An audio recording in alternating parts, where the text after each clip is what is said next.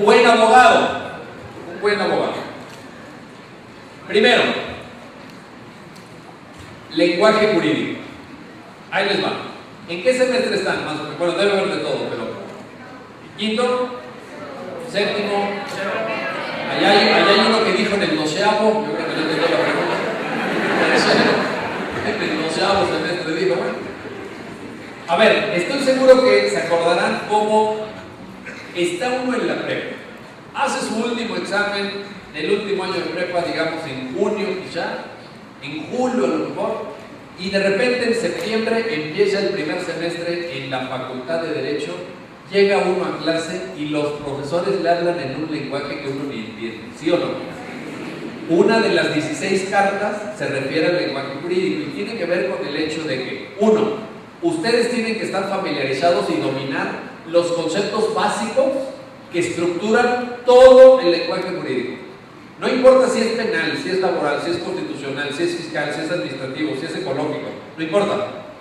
En todas las ramas del derecho, ustedes necesitan saber conceptos como facultad, como deber, como obligación, como derecho, como contrato, delito, convenio, acto jurídico, hecho jurídico, acto ilícito, etcétera, etcétera. Este dominio del lenguaje jurídico les va a permitir moverse con gran solvencia, con independencia de la rama de derecho a la que se vayan a dedicar. Y aquí, en este punto, también en el libro hay un argumento para que cuando ustedes sean abogados en el futuro, muy pronto, no vayan a hacer lo que yo me atrevo a calificar como un ridículo, para que no hagan ustedes el ridículo, usando palabras supuestamente muy pomposas, muy de abogados, que en realidad encierran una actitud muy negativa. Por ejemplo, yo me acuerdo muy bien que algún maestro, de repente, me acuerdo, en procesal civil, creo, llega el maestro y nos decía, es que cuando ustedes presenten el opúsculo, así nos decía, y claro, nosotros quedábamos así, ¿verdad? Maestro, ¿de qué nos está hablando? A usted cuando habla de opúsculo, ¿a qué se refiere? Porque suena medio feo, ¿no es cierto? Suena medio feo. Y ya investigando el opúsculo, ¿qué es? Es un escrito. Es un escrito.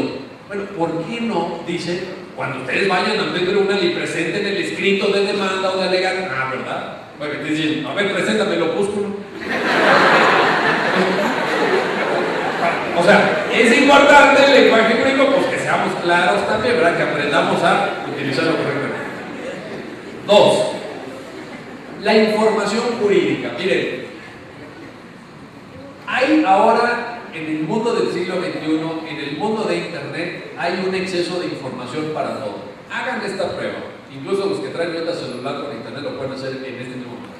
Métanse a un buscador y pongan la palabra jurídica que quieran. Pongan, por ejemplo, albacea, pongan testamento, pongan compraventa, pongan delito, pongan culpabilidad. Les van a salir millones de, ya saben cómo dice Google, ¿no? En 0.31 segundos te ofrecí 5 millones de referencias de delito. Hay un exceso de información. Ustedes, como futuros juristas, deben de desarrollar un sentido que les permita identificar la información útil, la información relevante. Cuando ustedes ponen albacea en Google y Google les dice, traigo 600,000 referencias sobre albacea, ¿cuáles son las 5 importantes? Y eso requiere de un entrenamiento, eso requiere de una formación, eso requiere de dominar las fuentes del conocimiento, que los van a hacer buenos abogados. Porque déjenme decirles que en la práctica, los abogados trabajamos casi siempre, por no decir siempre, contra reloj. ¿Por qué? No va a ser infrecuente que cuando ustedes estén ya en la práctica profesional y tengan sus despachos, estén un jueves en la noche, cerrando a las 9:30 de la noche su despacho para ir a ver la telenovela de las 10. Hay telenovelas a las 6. La telenovela de quién sabe qué hora. Y en ese momento, cuando están a punto de, se están ya despidiendo de su personal de auxiliar, etcétera, y llega un cliente y dice, oiga, abogado, ayúdenme. Es importante, es urgentísimo. A ver de qué se trata, ¿no? Ya les planteé el caso. ¿Me puede dar? Bueno, sí, voy a llevar yo su caso. ¿Cuándo vence el plazo para presentar la demanda o la contestación, etcétera?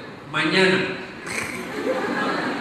Y eso los va a obligar a trabajar toda la noche. Van a trabajar contra el reloj.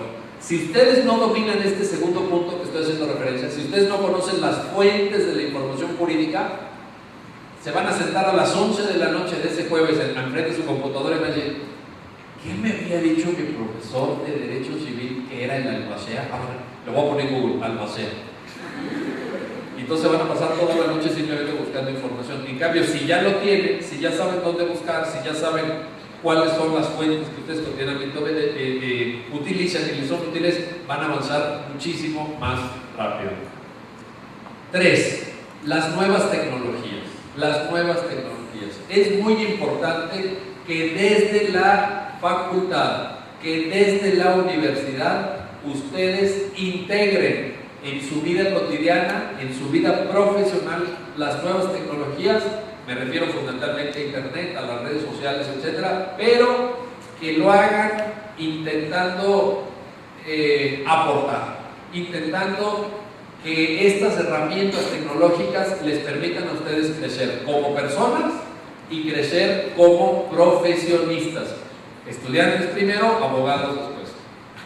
Y en esto yo he sugerido, quienes me siguen en Twitter lo saben, que he insistido mucho en ello y voy a seguir insistiendo, en que demos contenidos de valor a las redes sociales. Miren ustedes, se levantan en la mañana y en algún momento prenden su computadora o toman su celular del buró, se conectan a su Facebook o a su Twitter y tienen varias opciones. La primera es perder el tiempo y hacer perder el tiempo a los demás, poniendo mensajes en Twitter del tipo: hoy desayuné cereal. ¿Sí o no? Hay gente que pone eso, ¿sí o no? O bien otras cosas todavía más intrascendentes. Estoy muy cansado. Hoy hace frío. ¿A quién le interesa si desayunaron cereal, si se despertaron cansados, o se hace frío? ¿A quién le interesa? El mundo no va a cambiar porque en vez de que ustedes pongan desayunar cereal, pongan desayunar huevo revuelto. Les da igual al mundo. ¿Qué diferencia hay si ustedes se paran en la mañana y ponen un hipervínculo para todos sus seguidores que diga: aquí está la Convención Americana de Derechos Humanos, el Pacto de San José? ¿Eso qué genera? Calidad. Eso genera contenido. Eso genera conocimiento. Eso mejora el nivel del debate público. O los típicos tweets que ponen: ja, ja, ja, ja, ja, ja, ja, ja, ja. ¿Sí los han visto o no? ¿Así? ¡Ja, ja, ja, ja, ja! ¡Y ya! Y bueno, ¿para qué me hacen perder el tiempo con eso? Entonces, las nuevas tecnologías apelan a la corresponsabilidad. Miren, antes que nada más teníamos la tele, porque aunque no lo crean, internet no existía hace 30 años. Solo tenemos la tele y uno que podía hacer con la tele es sentarse y verla. Ahora con internet ustedes pueden estar leyendo mensajes, pero también subiendo mensajes. Ustedes son constructores del discurso en internet y tienen que ser corresponsables. Son corresponsables y tienen que añadir contenidos de calidad. Esa es mi sugerencia y eso los va a hacer crecer. 4. Memorizar. Hay una carta en el libro que trata precisamente de esto, porque creo que es uno de los problemas más serios que tiene la enseñanza del derecho en México hoy. ¿A qué me refiero? Me refiero al hecho de que muchos profesores se conducen en el aula como si fueran dictadores. ¿Por qué dictadores? Porque llegan y le dicen a sus alumnos: apunten. Y dictan. Y lo que les dictan en clase luego se los preguntan en el examen. Y el que lo pone con punto y coma, tal como el profesor lo dictó, le ponemos 10. Eso es una estupidez. Eso es una pérdida de tiempo para ustedes y para los profesores. Eso no sirve de nada.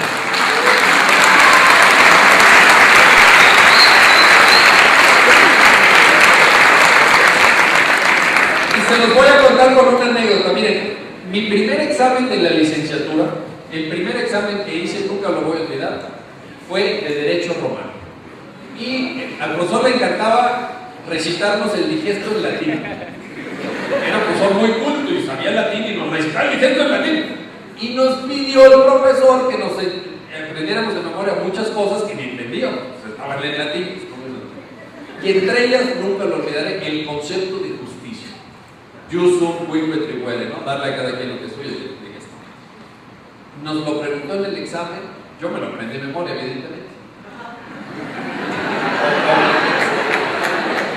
Nos lo preguntó en el examen, se lo contesté todo bien. Fui el único del salón que sacó 10. Miren, nos dio la calificación del profesor. Salí del salón, ¿qué les digo? No contento, o sea, contento es poco. No caminaba yo, levitaba. Miren, primer examen de la licenciatura. Estaba yo tan contento que dije, ya estuvo, ya la hice, ya soy abogado. Sé el concepto de justicia en latín. ¡Qué mejor prueba de que ya soy abogado! Bueno, les quiero decir que casi 30 años después de eso, nunca he visto ni que a mí, ni a que ninguno de mis colegas abogados llegue un cliente al despacho y le diga, licenciado, el concepto de justicia. Nunca lo he visto, eso jamás lo he visto. Nunca. Entonces, mi punto es este. El buen abogado no es el que memoriza. La capacidad de memorización no puede decirnos quién es buen y mal abogado. El buen abogado, está explicando el libro, es quien sabe argumentar. Esa es la calidad que hay que tener. Hay que tener capacidad argumentativa, porque los casos se pierden o se ganan cuando uno da razones, cuando uno da argumentos, sea para escribir una demanda, sea para contestar una demanda, sea para escribir una sentencia, etcétera, etcétera. De tal suerte que yo les diría, no se concentren tanto en memorizar. Claro, la memoria ayuda, porque si más o menos sabes por dónde está el artículo que estás buscando del Código Civil, si está al principio, a la mitad o al final, pues te ahorras un buen número de minutos revisando todo. Pero no tiene que ser la virtud principal que busquemos, sino que esa capacidad fundamental tiene que ser la argumentación, no la memorización. Y este es mi punto número 5 también. Precisamente hay que enseñar derecho, creo yo, procurando que nuestros alumnos se formen en capacidad argumentativa. Ahora, ¿cómo se hace eso? Tenemos que cambiar la enseñanza para pasarla de conceptos. Ahorita nos enseñan conceptos, ¿sí o no? A ver, el concepto de compraventa, el concepto de contrato, el concepto de delito, etcétera, etcétera. Tenemos que pasar de los conceptos a los casos prácticos. La enseñanza por casos. Creo que solamente cuando el alumno se enfrenta al caso concreto desarrolla plenamente su capacidad de argumentar. Porque tú no puedes argumentar en el aire, tú no puedes dar razones así en el vacío. Tú das razones cuando se te presenta un caso concreto. Yo a mis alumnos de la Facultad de Derecho de la UNAM, los 2 exámenes parciales que les llevo en el semestre son casos concretos y además casos reales.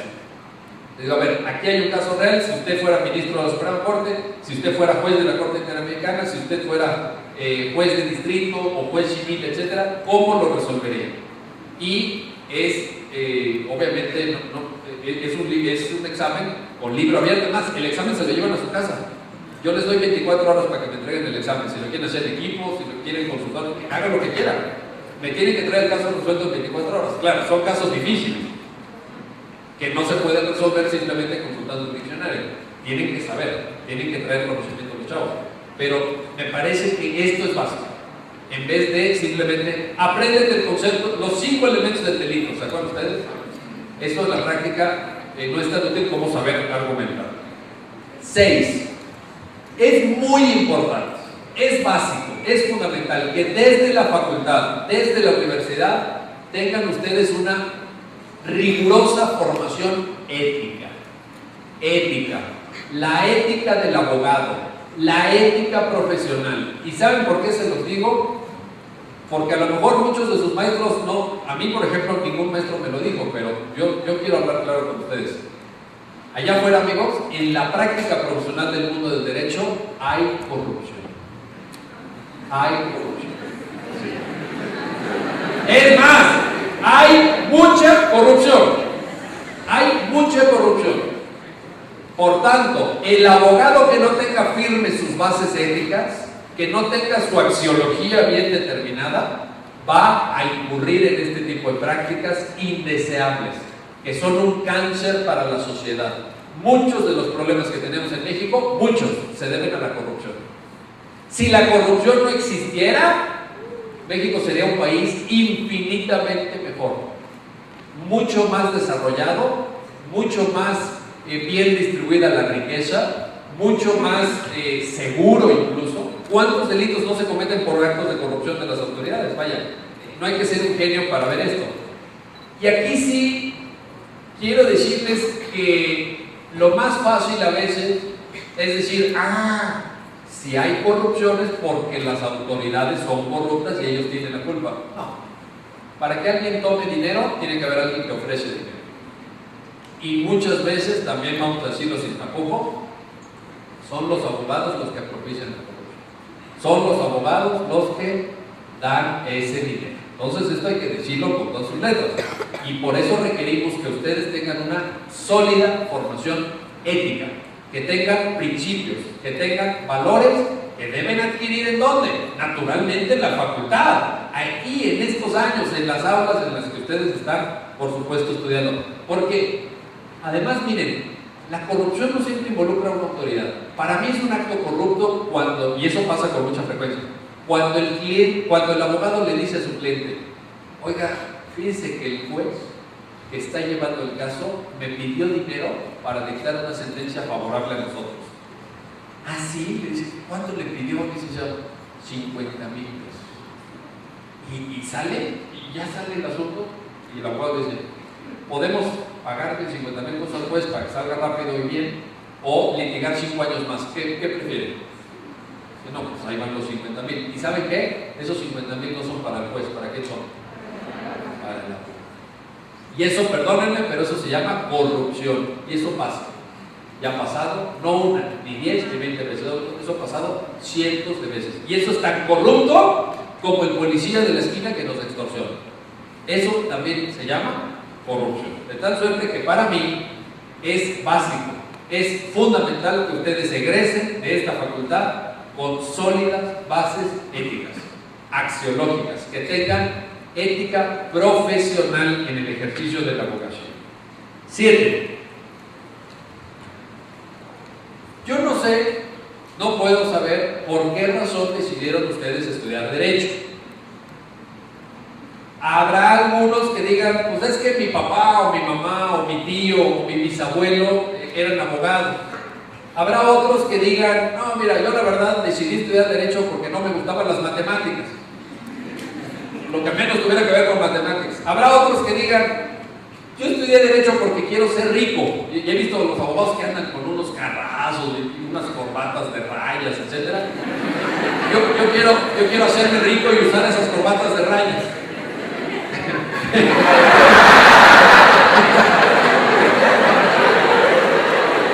Entonces, yo no sé.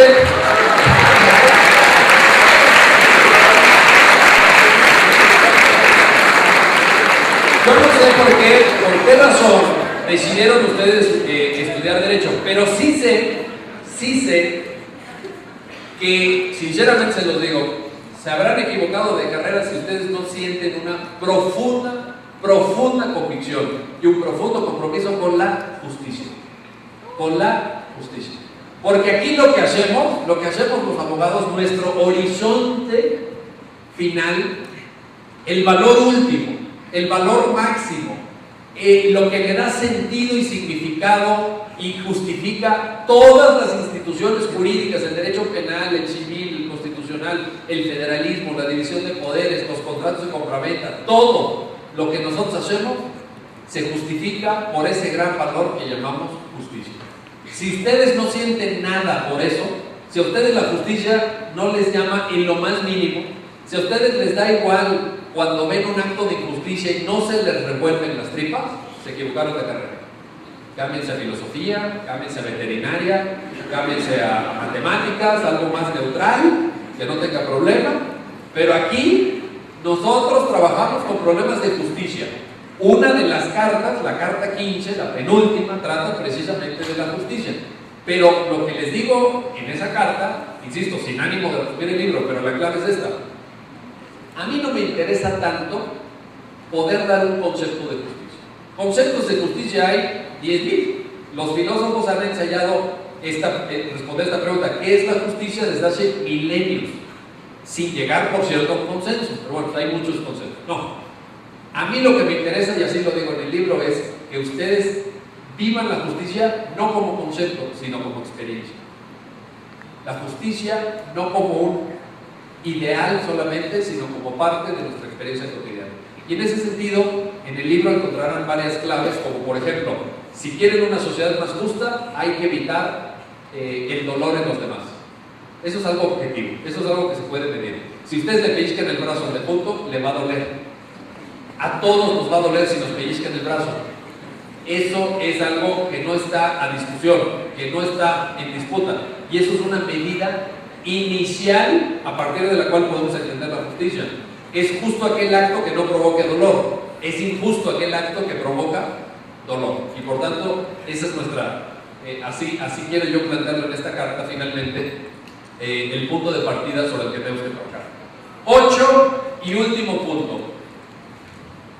Motivación. La carta 16 se titula precisamente motivación y se justifica porque de repente entre los profesores, entre mis colegas profesores, de repente escucho que hay muchos que dicen: es que el estudio supone sacrificio, es que el estudio supone casi dolor. No. O de repente también los alumnos se acercan conmigo y me dicen: oiga doctor, usted que ha escrito tantos libros y que ha dado tantos cursos y que ha dado tantas conferencias, qué enorme sacrificio ha hecho. No, a mí me encanta lo que hago, a mí me encanta mi carrera. Les quiero decir en esta última parte, en este último punto: disfruten su carrera, gocen su carrera, no vean el estudio como una cosa dolorosa, engorrosa, fastidiosa. Al contrario, disfruten. Imagínense cómo sería su vida si no pudieran leer, o si pudiendo leer nunca hubieran leído, o si nunca hubieran tenido acceso a un libro, o si nunca hubieran ejercitado su capacidad intelectual, si nunca se hubieran esforzado por comprender un texto complejo. Verdaderamente lo que nos permite diferenciarnos de otros animales es nuestra capacidad de racionalización, la posibilidad de que tengamos vidas plenas, vidas con significado, vidas con sentido. Y ese sentido, ese significado de nuestras vidas lo puede aumentar el estudio que nos hace seres intelectualmente más plenos, afectivamente más plenos, sentimentalmente más plenos, que desarrolla toda nuestra potencia, que nos permite explorar todas las posibilidades que nos ofrece la vida, que nos ofrece el mundo. Y en este sentido yo les diría: acudan cada día a sus clases con una sonrisa, sonrían cuando pasen por la puerta de un aula universitaria, agradezcan la oportunidad de estar en un centro universitario. Muchos jóvenes de su edad no pudieron llegar a donde ustedes están. Verdaderamente vivan su experiencia universitaria como lo que es. Ustedes son unos privilegiados, ustedes son la crema innata de este país, ustedes son la élite de México. Ya sé que ahorita ven ustedes al de al lado y dicen: ah, caray, yo sí, pero este también, ese también es la élite de México. Todos son la élite de México, y en ese sentido les digo,